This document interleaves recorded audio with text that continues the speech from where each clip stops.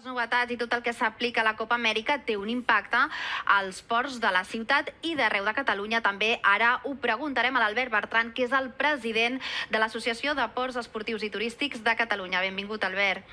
Gràcies. Bona tarda. És així? La Copa Amèrica té impacte en els ports? Jo crec que primer hem de parlar dels de Barcelona i no sé si a la resta de Catalunya. Home, la Copa Amèrica és Barcelona, no? I per tant, doncs, on té més impacte és a Barcelona. Però després, a mesura que et vas allunyant de Barcelona, doncs l'impacte va disminuint. L'impacte directe, diríem, no? El fet de que vinguin vaixells a dins dels ports. Però sí que hi ha un altre impacte, que és que sempre que es parla de vela i que es promociona la vela, beneficia a tots els ports de Catalunya. Però, evidentment, la Copa Amèrica és Barcelona. Quan parlem de beneficis, a què ens referim? Què és el que s'espera? Quin retorn s'espera? Bueno, nosaltres el que volem és que sempre es parli de nàutica, de mar. Nosaltres som la porta d'entrada a Catalunya pel mar, no? Per tant, el turisme nàutic és molt important per nosaltres i dins de tot això la vela és importantíssima dins dels ports, no? Hi ha moltíssims clubs nàutics i marines, no? Doncs que hi ha escoles de vela dins de cada un dels ports que es gestionen i aleshores doncs, el fet de que estigui la Copa Amèrica aquí doncs és molt positiu perquè es parla de vela i sempre que es parla de vela beneficia a tots els ports. O sigui que estem parlant sobretot del turisme nàutic, que arribin embarcacions estrangeres, no sé, de quins rangs d'embarcacions estem parlant? Sí, a veure, tradicionalment nosaltres ja fa molts anys que sortim a fora, no? a les grans fires de fora. Vull dir, aquest any hem estat a Düsseldorf, hem estat a Cannes, hem estat a Gènova, no? I ara La Rochelle ha estat l'última i la setmana que ve anem a Varsòvia també. Llavors allà el que anem és a promocionar el territori.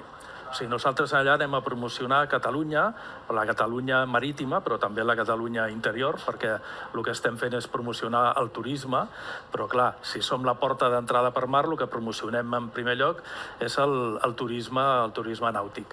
Qualsevol aconteixement que es faci a la ciutat de Barcelona o a qualsevol lloc de Catalunya que tingui a veure amb la nàutica en general, en aquest cas en concret estem parlant de la vela, que és una part importantíssima de la nàutica, doncs tot això al final és molt positiu per tots els ports perquè ens dona a conèixer, ens posa en primera plana i llavors això fa que també el turisme nàutic, que ja el tenim, que es consolidi i que pugui créixer.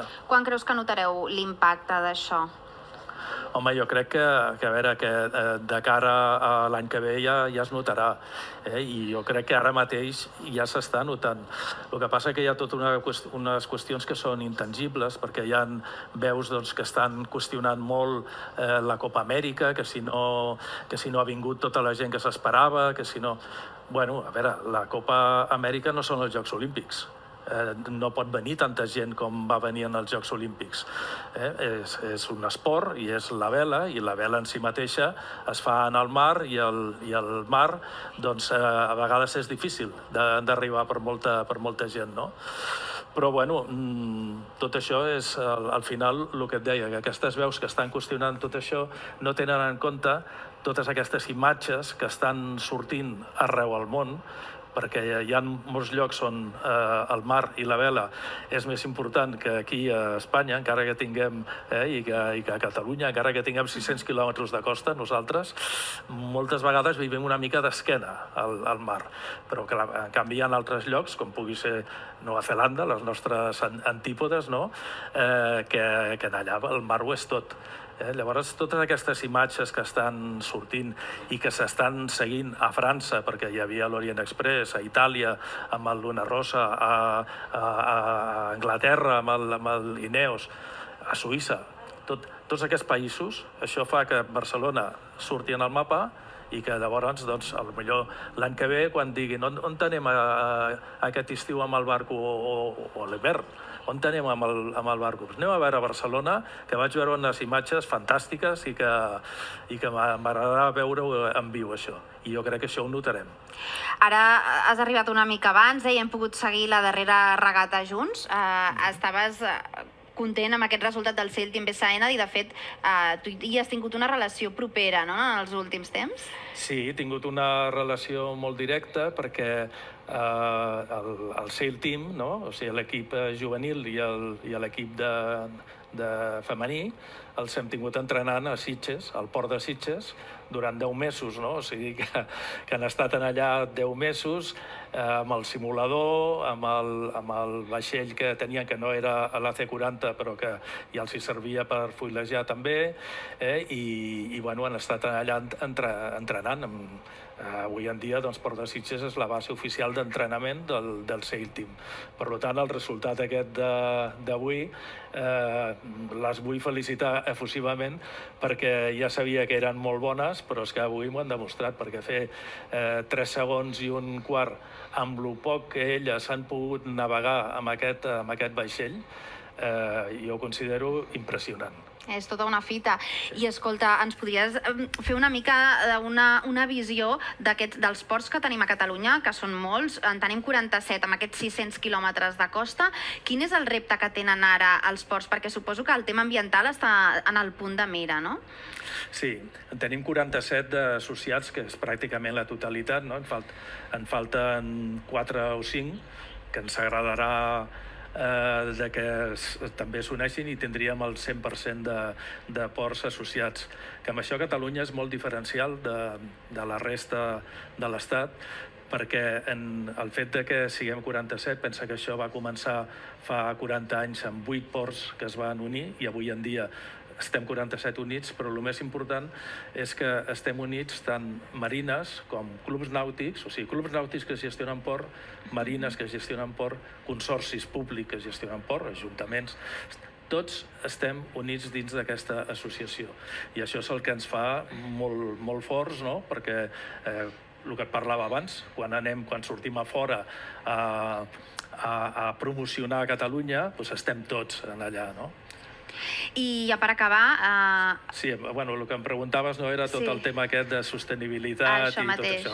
Estem molt compromesos, tots els ports de Catalunya estem molt compromesos amb la sostenibilitat, amb el medi ambient, amb la integració port-territori. Vull dir, els ports, qui digui que són llocs tancats s'equivoca absolutament, són llocs oberts i que estan oberts a la gent del poble o de la ciutat on estiguin, i que jo animo a que la gent vingui als ports i que porti els nens a veure els vaixells, no?, i a passejar per allà, perquè és molt maco. Per acabar, aquí al Port Olímpic a Barcelona, per exemple, sí que s'està intentant convertir en un pol d'economia blava. Sembla que ara falta encara arrencar i que agafi més dinamisme. Què creus que li cal? Quina empenta creus que li falta? Bueno, l'únic que li cal és una mica més de temps, perquè l'economia blava cada cop té més importància. També és una part que estem compromesos la majoria de ports amb tota la qüestió de l'economia blava, i al Port Olímpic l'únic que li falta és temps, perquè estan fent una obra molt important i les obres, saps que moltes vegades allunyen la gent. Aleshores, quan el Port Olímpic estigui acabat, jo crec que s'omplirà immediatament i que tots podrem gaudir del gran esforç que estan fent per tenir aquest port per la ciutat. Molt bé, doncs moltíssimes gràcies per estar amb nosaltres, Albert Bertran, president de l'Associació Catalana de Ports Esportius i Turístics de Catalunya.